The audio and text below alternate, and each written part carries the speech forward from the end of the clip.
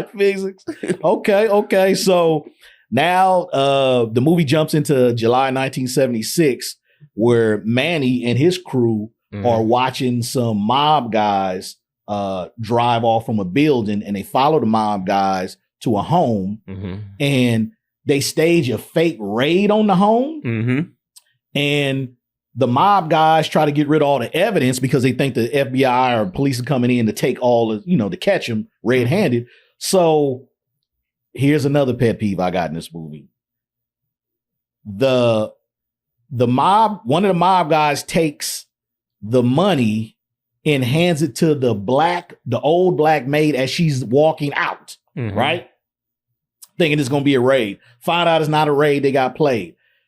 How the hell did that line up that perfectly? He caught her as she was walking out. He was like, hey, you getting ready to leave? Take this money with you. You know how perfect everything would have to be for that to happen? She was a slickster too. So She was. So I'm gonna assume that she manipulated it. Once again, they define physics and logic, but it worked. Logic more than anything.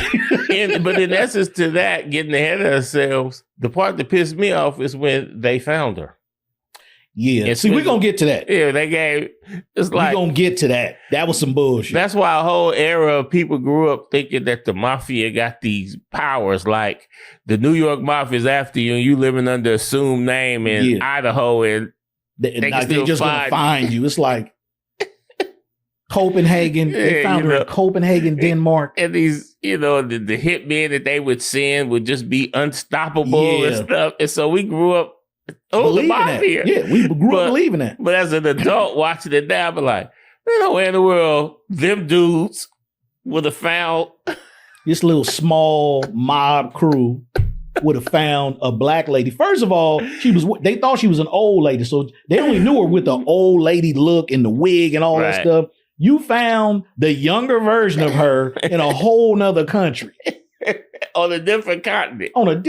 Come on, bro. Like, those are the things that's like, okay, I get it's 1977 and they're trying to make this murder case, I mean, not murder case, but crime mystery story happen. So they adding in some stuff, but it's just like, these are coincidences that just would not happen in real life. What do they call it? Plot armor? Yeah. It's like, it just would not happen this way. So that was one of my pet peeves. Now, mind you. But this is a lesson for me as a filmmaker that sometimes, because, when we writing scripts, this and that, you ever been stuck on something like that don't make sense? Yes. To the point where you almost abandon the project because you can't make it make sense. Yeah.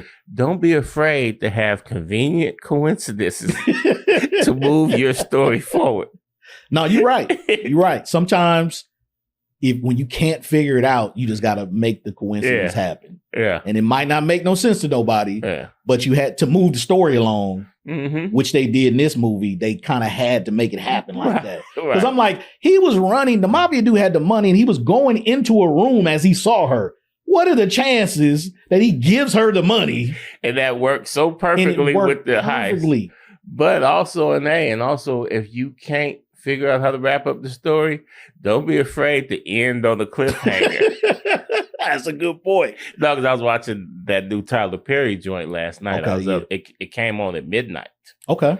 And it was on Amazon. And basically, when the end came, I was kind of like, and then I was like, you know what? He couldn't figure out how to wrap it up. Couldn't figure it out. So it's just, and those things do happen.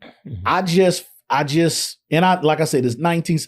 I'll grade on a curve when it comes to these old time classics because people wasn't really breaking down in detail scripts you didn't have like Siskel that. and Ebert yet. Yeah, it's like that makes sense. It's continuity issues in the 70s movies, so I give him a pass on certain things. But it's just like so many things had to come into play perfectly in this movie for this to actually be a movie.